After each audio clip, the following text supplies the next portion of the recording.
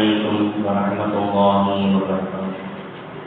نحمده ونصلي على رسوله الكريم أما بعد فقد قال الله تعالى في القرآن العظيم وفي القرآن المجيد أعوذ بالله من الشيطان الرجيم بسم الله الرحمن الرحيم إن الله يغفر الذنوب جميعا صدق الله مولانا العظيم.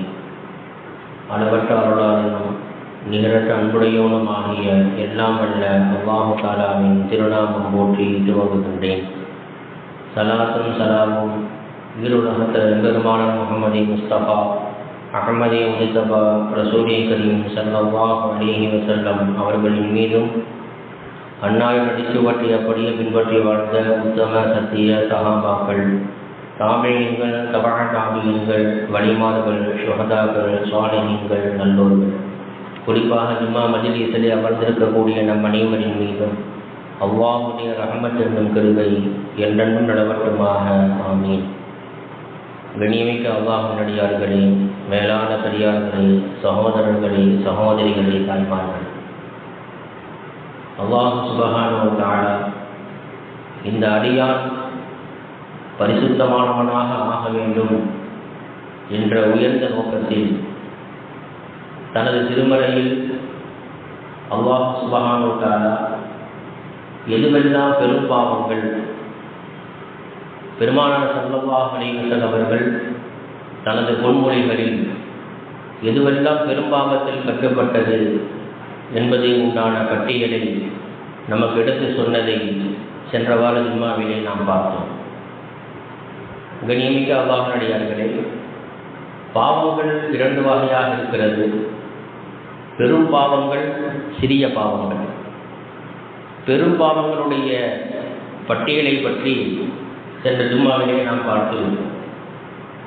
இந்த ஜும்மாவிலே சிறிய பாவங்கள் எது என்பதை பற்றி உண்டான சில செய்திகளை பார்ப்பதற்கு, அந்த செய்திகளை ஆய்வு செய்வதற்கு இந்த ஜும்மாவிலே நாம் கடமைப்பட்டிருக்கோம். கண்ணியமிக்க அல்லாஹ்வின் அடியார்களே, ஒரு அடியான் தன்னை பரிசுத்தப்படுத்திக் கொள்ள வேண்டும் என்று சொன்னால் எதுவெல்லாம் பாவமான காரியங்கள், எதுவெல்லாம் அல்லாஹ்வுடைய தண்டனைக்கு உண்டான காரியங்கள், எதுவெல்லாம் சிறு பாவங்கள், அது நாம் செய்யக்கூடிய சிறிய அமலின் மூலமாக மன்னிக்கப்படும் என்பதை அவன் அறிந்து கொள்ள வேண்டும். இந்த அடிப்படையில் தான் சிறிய பாவங்கள் என்றால் என்ன, சிறிய பாவம்னா என்ன, முஹத்திஸீன்கள் நமக்கு விளக்கம் கொடுப்பார்கள்.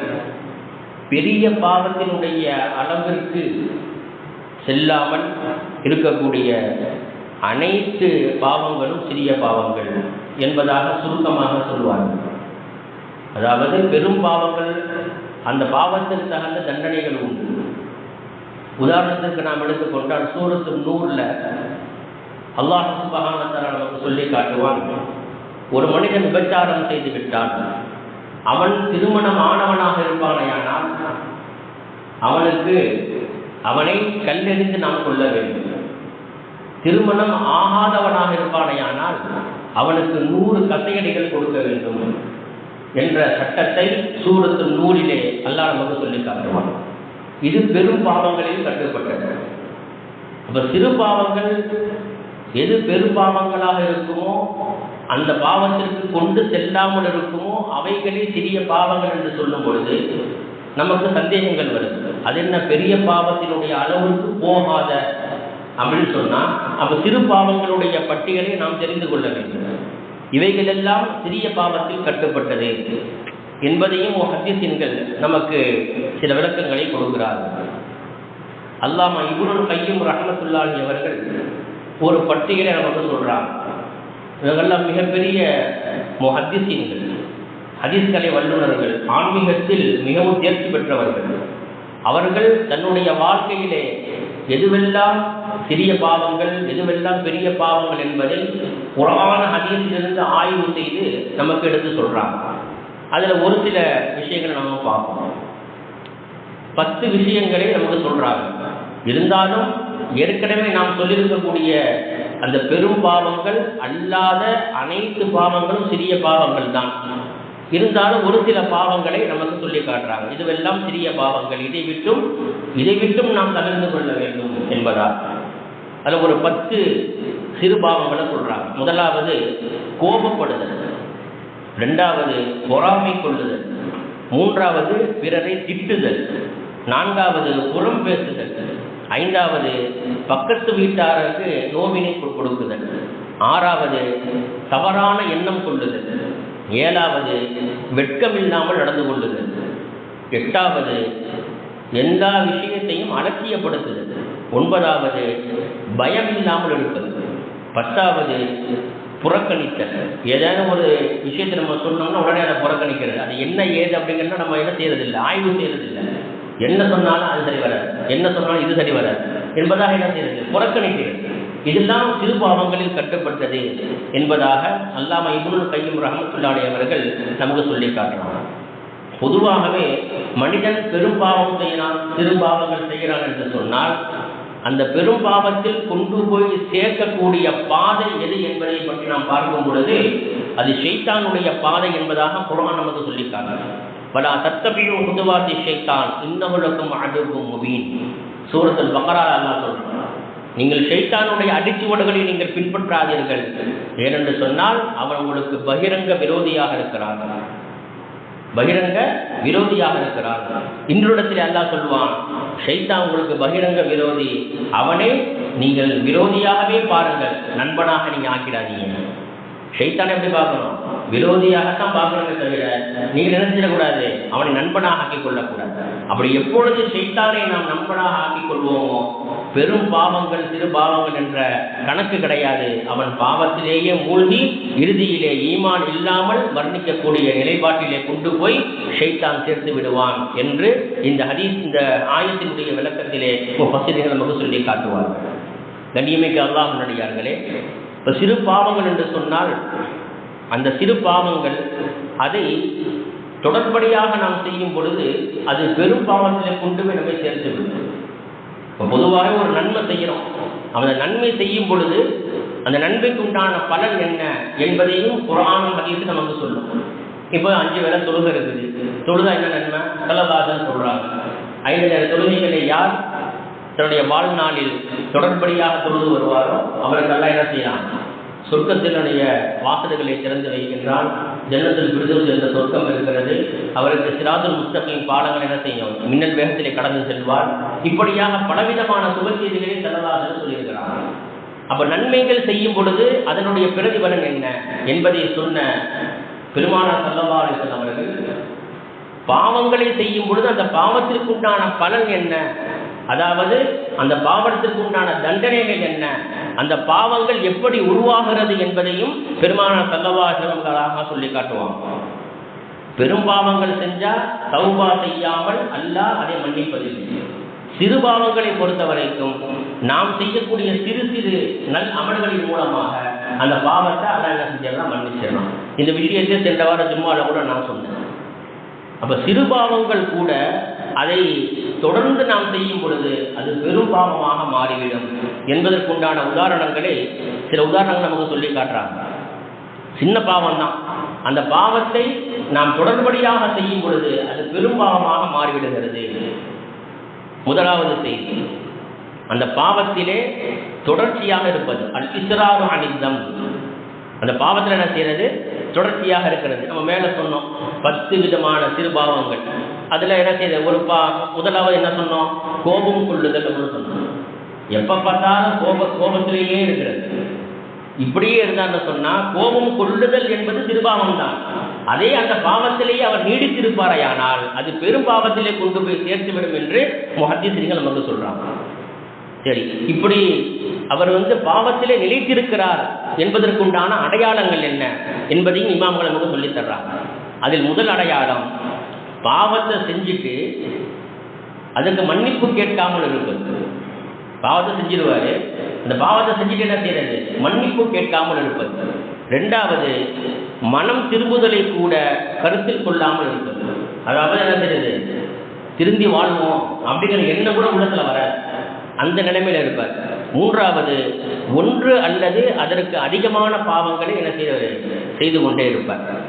நான்காவது, ஒரே பாவத்தையே தொடர்ந்து செஞ்சுக்கிட்டே இருப்பார். இதுதான் என்னது, பாவத்திலே நீடித்திருப்பதற்கு உண்டான 4 அடையாளங்களை முஹத்திஸீன்கள் நமக்கு சொல்லி தர்றாங்க. அப்போ முதல் விஷயம் என்ன, சிறு பாவங்களாக இருந்தாலும் அதை தொடர்படியாக நாம் செய்யும் பொழுது அது பெரும் பாவத்திலே கொண்டு போய் நம்மை சேர்த்துவிடும் என்பது முதல் செய்தி. அல்லாஹ் சுப்ஹானஹு வ தஆலா குர்ஆன்ல சொல்றான், வைதா ஃபஅலு ஃபாஹிஷத்தன், ஒருத்தர் அருவருப்பான செயலை செய்து விட்டார், அவ் அல்லது லனமு அன்ஃபுஸஹும், ஏதேனும் ஒரு பாவத்தை செய்து தனக்குத்தானே அநீதம் விளைத்துக் கொண்டார். ஏதேனும் ஒரு பாவம் செஞ்சு தனக்குத்தானே அநீதம் விளைத்துக் கொண்டார். இவர் என்ன செய்யணும், ஒன்று அருவருப்பான விஷயத்தை செஞ்சிட்டாரு, அல்லது ஏதேனும் ஒரு பாவத்தை செய்து தனக்குத்தானே அவர் அநீதம் விளைத்துக் கொள்வாரையானால் அவர் என்ன செய்ய வேண்டும் என்பதையே குர்ஆன் சொல்லுகிறது. வஸகருல்லாஹ, அவர் அல்லாஹ்வை நினைவு கூற வேண்டும். ஏதோ ஒரு பாவம் செஞ்சுட்டாரு, உடனடியாக என்ன செய்யணும், அல்லாஹ் பார்த்துட்டு இருக்கிறான், அல்லாஹ் என்னுடைய பாவத்தை கண்டிப்பா மன்னிச்சிருவான் அப்படிங்கிற இந்த எண்ணம் என்ன செய்யணும், உள்ளத்துல வரணும். அடுத்து அல்லாஹ் சொல்றான், ஃபஸ்தக்ஃபிரு லிதுனூபிஹிம், தன்னுடைய பாவத்தை வருந்தி அல்லாஹ்விடத்தை அவர் இஸ்திக்ஃபார் செய்யட்டும். அப்படி செய்தால் வமன் யக்ஃபிரு துனூப இல்லல்லாஹ், அல்லாஹ்வை தவிர அந்த பாவத்தை மன்னிப்பவன் யார்? அல்லாஹ் தான் அந்த பாவத்தை மன்னிக்கிறான், அல்லாஹ் தான் அந்த பாவத்தை மன்னிக்கிறான். இந்த ஆயத்து ஆல இம்ரான்ல இந்த ஆயத்து வருது. அல்லாஹ் சுப்ஹானஹு வ தஆலா என்ன பாவம் செஞ்சாலும் அடியான் மன்னிச்சான். ஏன்னா அடியானின் மீது அளவற்ற அன்புள்ளவன், அவனான படைத்தான் நம்மளை, நம்ம மீது அளவற்ற அன்புடையவன், நிகரற்ற அன்புடையவன், அவன் மீது அதிகமான இரக்கம் கொள்ளக்கூடியவன். அப்படிப்பட்ட அல்லாஹ் சொல்றான், ஒரு அருவருப்பான செயலை நீ செஞ்சிட்ட, அல்லது ஏதேனும் பாவம் செய்து உனக்கு நீ அநியாயம் செஞ்சுக்கிட்டேன்னு சொன்னா உடனே நீ என்ன நினைவு கூறு, என்னை நினைவு கூர்ந்து உடைய பாவத்திற்கு உண்டாக இஸ்திக்ஃபார் செய். அப்படி இஸ்திக்ஃபார் செஞ்சா என்னை தவிர இந்த துனியாவில் மன்னிக்கக்கூடியவன் யாருமே கிடையாது, நான் தான் மன்னிப்பேன்.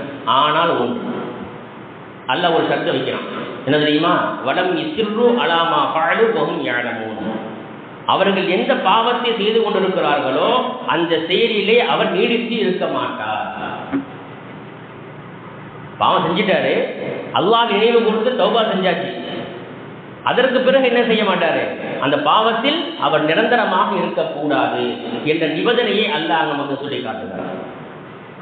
சிறு பாவம் நம்ம நினைக்கிறோம், அதை தொடர்ந்து செய்யும் பொழுது அது என்ன ஆயிடுது, அது பெரும் பாவமாக மாறி போகிறது என்பதை நாம் பார்க்க முடிகிறது. கண்ணியமிக்க அல்லாஹ் நல்லடியார்களே, இதற்கு ஒரு உதாரணமாக இந்த ஆயத்தினுடைய தஃசீரில் தான் ஒரு ஹதீஸ், ஒரு சம்பவம் ஒன்று எழுதுறான். அந்த சம்பவம், அந்த ஹதீஸ் எந்த கிதாபில் வருதுன்னு சொன்னா அஹமது அப்படிங்கிற ஹதீஸ் கிதாபில் வருது. பெருமானார் ஸல்லல்லாஹு அலைஹி வஸல்லம் சொன்ன ஹதீஸை அபூ ஹுரைரா ரலியல்லாஹு தஆலா அவங்க அறிவிக்கிறாங்க. ஒரு மனிதன் என்ன செய்யறான் சொன்னா, பாவம் செய்யறான், பாவம் செஞ்சுட்டு சொல்றான், ரப்பி என்னுடைய இறைவா, இன்னி அத்னபுது தம்பன், நிச்சயமாக நான் பாவம் செஞ்சிட்டேன், ஃபக்ஃபிர்ஹுலி, அந்த பாவத்தை எனக்காக என்ன செஞ்சிரு, நீ மன்னிச்சிரு. ஃபகால அல்லாஹு தஆலா, அப்ப அல்லாஹ் சொல்றான், அபுதி என்னுடைய அடியாரே, அமில தம்பன், நீ ஒரு பாவத்தை செஞ்சிட்ட, ஃபஅலிம அன்னலஹு ரப்பன் யக்ஃபிரு தம்ப, நீ பாவம் செஞ்சிட்ட, அந்த பாவத்தை செய்த உடனேயே அந்த பாவத்தை மன்னிக்கக்கூடிய ரப்பு இருக்கின்றான் என்பதாக நீ அறிந்திருக்கின்றாய் அல்லவா, இதற்காக வேண்டிய உன்னுடைய பாவத்தை கத கஃபர்து லிஅப்தி, என்னுடைய அடியானுடைய பாவத்தை நான் மன்னித்து விடுகின்றேன் என்பதாக அல்லாஹ் சொல்றான். இது முதல் கட்டம். மீண்டும் என்ன செய்யறான், அந்த அடியான் பாவம் செய்யறான், பாவம் செஞ்சுட்டு திரும்ப அதே மாதிரியே சொல்றான், ரப்பி இன்னி அத்னபுது தம்பன் ஃபக்ஃபிர்ஹுலி, என்னுடைய ரப்பே நான் பாவம் செஞ்சிட்டேன், என்ன நீ மன்னிச்சிரு. திரும்ப அதே வருது, ரெண்டாவது கட்டம் முடிஞ்சிருச்சா, மூன்றாவது கட்டமாக அடுத்த பாவம் செய்யறான், பாவம் செஞ்சு அதே வார்த்தையா சொல்றான், ரப்பி இன்னி அத்னபுது தம்பன் ஃபக்ஃபிர்ஹுலி, யாரெல்லாம் என்ன செஞ்சிட்டேன், என்னுடைய பாவத்தை மன்னிச்சு, நான் பாவம் செஞ்சிட்டேன். உடனே அல்லாஹ் என்ன செய்யறான், நான் இருக்கிறேன் அப்படிங்கிறத நம்பி என்ற நீ மன்னிப்பு கேட்கறீல, உன்னுடைய பாவத்தை நான் மன்னிச்சிடுறேன். அடுத்து பெருமானார் ஸல்லல்லாஹு சொல்றாங்க, இப்படியாக அல்லாஹ் சொல்லிட்டு இறுதியாக அல்லாஹ் சொல்றான், உன்னுடைய பாவத்தை மன்னிப்பதற்கு நான் சாட்சியாக இருக்கிறேன். யார் சொல்றா, அல்லாஹ் சொல்றான், உன் பாவத்தை மன்னிக்கிறதுக்கு நானே சாட்சி, வேற யாரையும் சாட்சியாகல, நானே சாட்சியாக இருக்கிறேன் அப்படின்னு சொல்லிட்டு அடுத்து அல்லாஹ் சொல்றான், இன்னைக்கு அதை கஃபர்து லிஅப்தி ஃபல்யஅமல் மாஷா, அவன் செஞ்ச பாவத்தை நான் மன்னிச்சிடுறேன், ஆனால் பல் யஅமல் மாஷா, அவன் எதை நாடுறானோ அதை செஞ்சுக்கிட்டான். இப்போ இந்த ஹதீஸை பார்க்க நமக்கு என்ன தோணுது? பாவம் செஞ்சுக்கிட்டே இருக்கலாம், மன்னிப்பு கேட்டுக்கிட்டே இருக்கலாம், ஒன்று தோணுதா? பல் யஅமல் மாஷான்னு நடத்தான், அவன் நாடிய ஒன்றை செய்து கொள்ளட்டும் அப்படின்னு. அப்படின்னா என்ன? இந்த ஹதீஸினுடைய மேலோட்டமாக நாம் பார்க்கும் பொழுது என்ன, பாவம் செஞ்சுட்டு மன்னிப்பு கேட்டால் அல்லா மன்னிச்சிடுவான், பாவம் செஞ்சு மன்னிப்பு கேட்டால் அல்லா மன்னிச்சிடுவான், பாவம் செஞ்சு மன்னிப்பு கேட்டால் அல்லா மன்னிச்சிடுவான். இப்படியாக அது அப்படியே ரொட்டேட் ஆகிட்டே இருக்குது, தக்கராறு ஆகிட்டே இருக்குது அப்படின்னு நமக்கு தெரியும். ஆனால் முஹத்திஸீன்கள் இந்த ஹதீஸுக்கு என்ன விளக்கம் எழுதுறாங்க தெரியுமா? பல் யஅமல் மாஷா என்ற இந்த வார்த்தையை ஹதீஸுகளில் 2 விதமாக புழங்கப்படும். இந்த வார்த்தையை 2 விதமாக புழங்கப்படும். அதில் ஒன்று அதிருப்தி மற்றும் மறுப்பு சூழலில் பயன்படுத்தப்படும். 2வது கருணை மற்றும் விருந்தோம்பல் சூழலில் என்ன செய்யப்படும், இந்த வார்த்தையை பயன்படுத்தப்படும். ஆனால் இந்த ஹதீஸில் அல்லாஹ் சுப்ஹானஹு என்ன செஞ்சிருக்கிறான், அந்த அடியானின் மீது அதிருப்தி கொண்ட நிலைமையில் என்ன செஞ்சிருக்கிறான், அல்லாஹ் சொல்லியிருக்கான். நீ நினைச்சதை செஞ்சிக்க அப்படின்னு சொன்னா பாவம் செஞ்சுக்கிட்டே நீ நான் மன்னிச்சு இருப்பேன் அப்படி கிடையாது. 1க்கு 3 தடவை மன்னிச்சாச்சு, 4வது தடவை பாவம் செஞ்சுட்டு மன்னிப்பு கேட்க செய்யணும், போய் சொல்லடா அவன் சொல்லுவோமா இல்லையா? அதுபோல் அல்லா என்ன செய்யறான், பல் யஅமல் மாஷா, உனக்கு நாடை நீ செஞ்சுக்க போய் தொட அப்படின்னு நம்ம சொல்லுவோம்ல. அதுபோல் அல்லா என்ன செய்யறான், இந்த வார்த்தையை புலங்கலாம். அப்ப அல்லாஹ்வுடைய அதிருப்திக்கு நாம் ஆளாகும் என்று சொன்னால், ஒரு பாவத்திலே நாம் நீடித்திருக்கும் பொழுது அது அல்லாஹ்வுடைய அதிருப்திக்கு அது காரணமாக அமைகிறது என்பதாக முஹத்திஸீன்கள் இந்த ஹதீஸிற்கு விளக்கம் கொடுப்பாங்க. இப்போ கண்ணியமிக்க அல்லாஹ்வுடையார்களே, இப்போ சிறு பாவமாக இருந்தாலும் அந்த பாவத்திலே நாம் தொடர்ந்து இருக்கும் பொழுது அது பெரிய பாவத்திலே கொண்டு போய் நம்மை சேர்ப்பதற்குண்டான முதல் காரணம் என்ன, அந்த பாவத்தை தொடர்ந்து செய்து கொண்டே இருப்பது. இந்த ஹதீஸுக்கு நிறைய விளக்கங்கள்லாம் இருக்கு. அடுத்து 2வது விஷயம் என்னன்னு சொன்னா, அல் இஸ்திஹானத்து பித்தம்பு, பாவங்களை குறைத்து மதிப்பிடுதல். பாவத்தை என்ன செய்யுது, குறைத்து மதிப்பிடுது. அது ஒரு பாவமாகவே என்ன செய்யறதில்லை, கருதுறது இல்லை. அப்படி குறைத்து அந்த பாவத்தை மதிப்பிடும் பொழுது அது மீண்டும் மீண்டும் அந்த பாவத்தை செய்ய தூண்டும். அந்த பாவம் பெரும்பாவத்தில் கொண்டு போய் சேர்த்துவிடும் என்று முஹத்திஸீன்கள் நமக்கு சொல்லி காட்டுறாங்க. கண்ணியமிக்க அல்லாஹ்வின் அடியார்களே, ஹஜ்ரத் அபுல் ஹசன் ரலியல்லாஹு தஆலா அவங்க சொல்றாங்க, நீங்க அதிகமான நீங்க நன்மை செஞ்சிட்டீங்கன்னு சொன்னா அந்த நன்மையை நீங்கள் அதிகமாக நீங்கள் கருதாதீர்கள். நிறைய நன்மை செஞ்சிட்டீங்க, அதை நீங்கள் நிறைய நன்மை செஞ்சிட்டேன்னு சொன்னால் அதை நீங்கள் அதிகமாக நீங்கள் கருதாதீர்கள். அதே போல் குறைந்த பாவம் செஞ்சிட்டீங்கன்னு சொன்னால் அதை நீங்கள் குறைவாக கருதாதீர்கள். நான் கம்மியாக தான் பாவம் செஞ்சுருக்கிறேன், நன்மை அதிகமாக செஞ்சால் நான் நன்மை அதிகமாக செஞ்சுட்டேன் அப்படின்னு நினைக்காதீங்க. ஏன்னு சொன்னால் குறைவான பாவம் இருக்கிறதே அது பெரிய பாவத்தில் கொண்டு போய் உங்களை சேர்த்து விடும். எனவே ரகசியமான விஷயங்களிலேயும் சரி பகிரங்கமான விஷயங்களிலும் சரி அல்லாஹ்வை நீங்கள் பயந்து கொள்ளுங்கள். எதுவரைக்கும் என்று சொன்னால் அல்லாஹ் சுப்ஹானஹு வ தஆலா அவனுக்கு மாற்றமாக நீங்கள் சிறிய பாவங்களை நீங்கள் செய்து கொண்டே இருந்தால் அந்த பாவத்தை நீங்கள் அலட்சியப்படுத்துவீர்களேயானால் அது பெரும் பாவத்திலே கொண்டு போய் சேர்க்கும் என்பதாக முஹத்திஸீன்கள் சொல்றாங்க. இது 2வது காரணம். 3வது காரணம் என்ன, அல் இப்திஹாது வஷ்ஷுரூரு வல்லஸத்து இன்தல் இப்திலாஇ பிஸ்ஸம்ப். அல்லாஹ் சுப்ஹானஹு வ தஆலா ஏதேனும் ஒரு சோதனையை கொடுக்கும் பொழுது, அதே போல அல்லாஹ் சுப்ஹானஹு வ தஆலா ஏதேனும் ஒரு சோதனை கொடுக்கும் பொழுது அந்த சோதனையுடைய நேரத்திலும் அதை இன்பமாக மகிழ்ச்சிகரமாக எடுத்துக்கொள்வது. தான் செஞ்ச பாவத்தின் காரணமாக தான் அல்லாஹ் சோதிக்கிறான் என்று நினைக்காமல் அந்த அல்லாஹ் சோதிக்கக்கூடிய அந்த சோதனையை அதை இன்பமாக மகிழ்ச்சியாகவும் எடுத்துக்கொள்வது. இது 3வது காரணம். 4வது காரணம் என்னன்னு சொன்னா, இஃப்திராஃபு தம்பி இந்த துவையான், அதாவது வரம்பு மீறுதல். பாவத்தில் என்ன செய்யறது, வரம்பு மீறக்கூடிய அந்த நேரத்தில் அந்த பாவத்தை என்ன செய்யறதுன்னு சொன்னா அதிகமாக தன்னை வெளிப்படுத்திக் கொள்வது. தனக்கு வரம்பு மீறி அந்த பாவத்தை செய்யும் பொழுது தன்னை என்ன செய்யறது சொன்னா வெளிப்படுத்திக் கொள்றது. இப்போ இதுக்கு உதாரணமாக எடுத்துன்னு சொன்னால் வெளிப்படையாக என்ன செய்யறது, பாவம் செஞ்சுட்டு பாவத்தை மறைக்கத்தான் செய்யணும். ஆனால் இவர் என்ன செய்யறாரு, அதை பப்ளிஷ் படுத்துறாரு. நான் என்ன பாவம் செஞ்சிட்டேன் என்பதான் என்ன செய்யறது, பப்ளிஷ் படுத்துறது. இந்த செயலும் என்ன செஞ்சிடும், சிறுபாவமாக இருந்தாலும் அது உங்களை பெரும் பாவத்தில் கொண்டு போய் சேர்த்துவிடும் என்று முஹத்திஸீன்கள் சொல்லி காட்டுறாங்க. அடுத்து 5வது அல் இக்திராரு பிஸ்ஸத்ரில் இலாஹி. அல்லாஹ் சுப்ஹானஹு வ தஆலா ஒரு அடியாருடைய பாவத்தை மறைச்சிட்டான். ஆனால் இவர் என்ன செய்யறாரு, தன்னுடைய பாவத்தை என்ன செய்யறாரு, பகிரங்கப்படுத்துறார். தன் பாவத்தை பகிரங்கப்படுத்தி தன்னைத்தானே ஏமாற்றத்தில் அவர் ஆழ்த்திக் கொள்கிறார். இது 5வது காரணம். அடுத்து 6வது காரணம் சொல்றாங்க, அத்திஜாஹரு பில் மஅசியதி, பாவங்களை என்ன செய்ய சொன்னா விளம்பரப்படுத்துதல். இது 6வது அடையாளம்.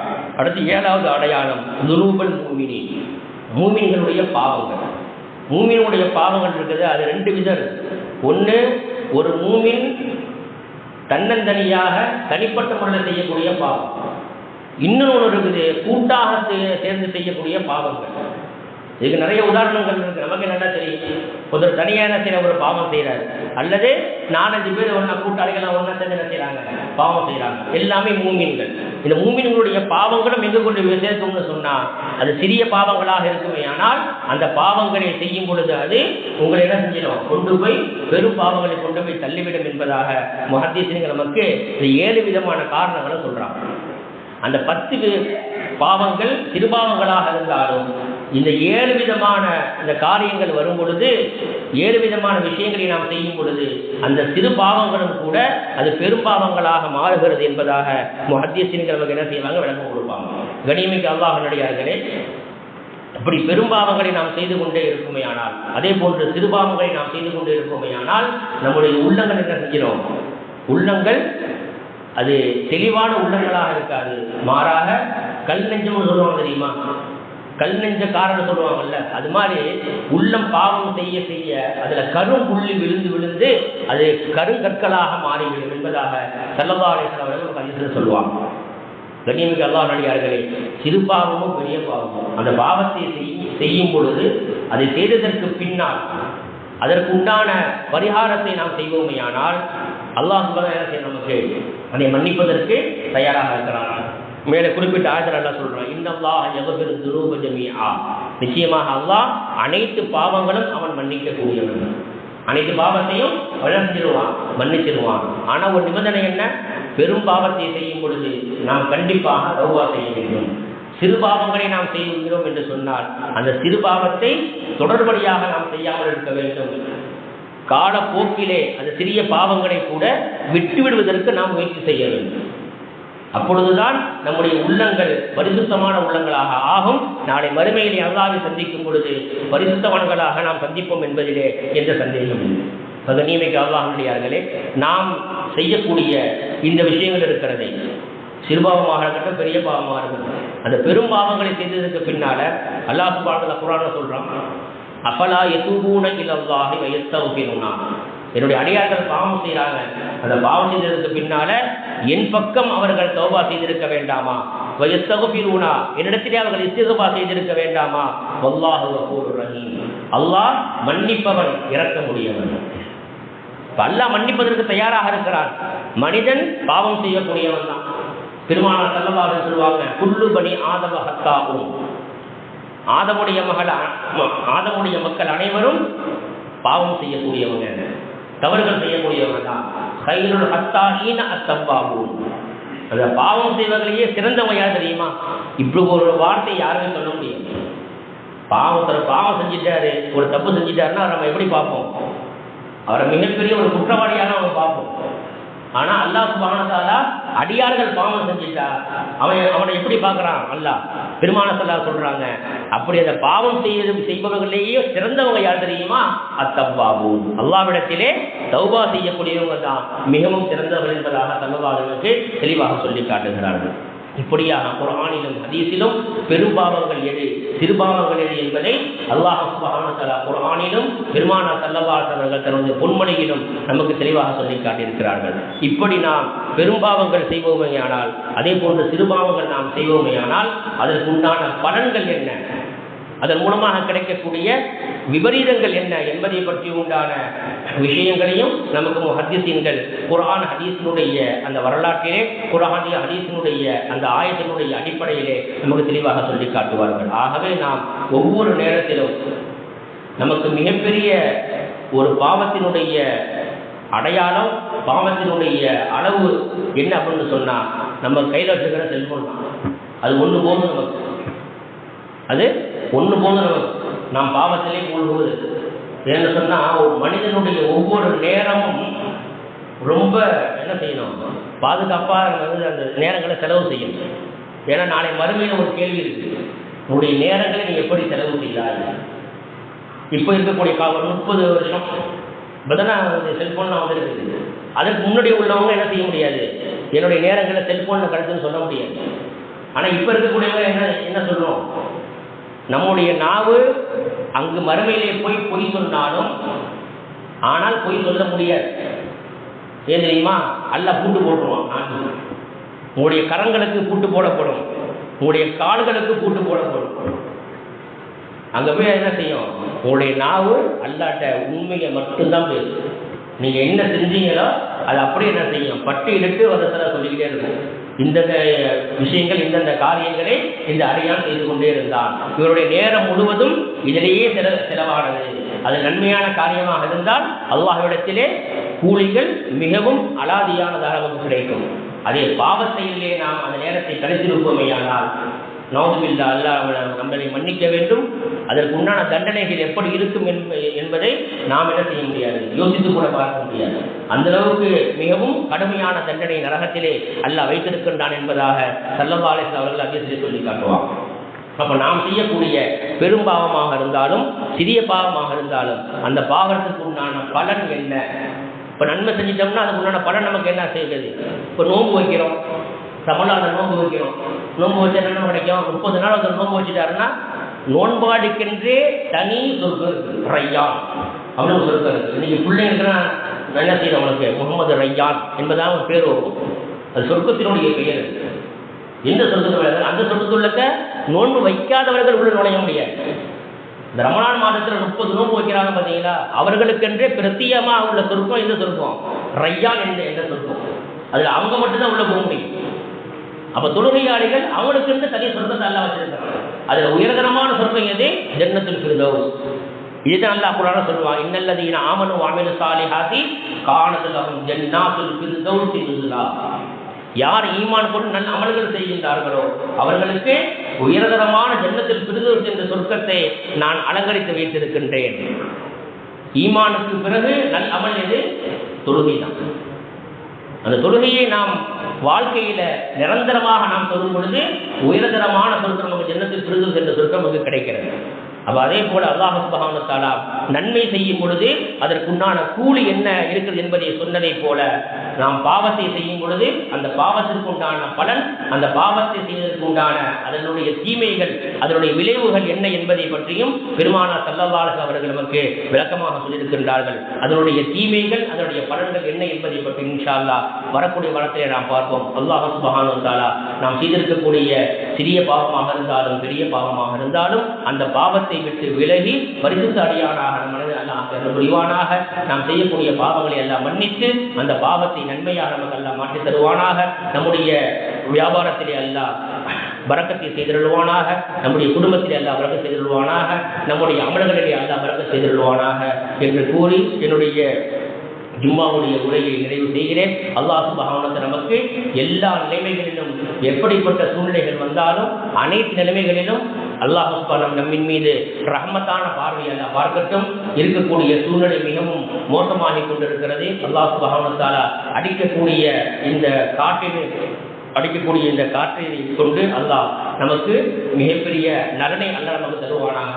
இதிலிருந்து நம்மையும் நமது குடும்பத்தாரையும் நமது பெற்றோரையும் உலகத்தில் வாழக்கூடிய கோடான கோடி முஸ்லிமான ஆண்கள் பெண்கள் அனைத்து மக்களையும் அல்லாஹ் இந்த மிகப்பெரிய பேரிலிருந்து அல்லாஹ் பாதுகாப்பானாக. வாஹிர் தாவானா அல்ஹம்துலில்லாஹி ரப்பில் ஆலமீன். அஸ்ஸலாமு அலைக்கும் வரஹ்மத்துல்லாஹி தஆலா.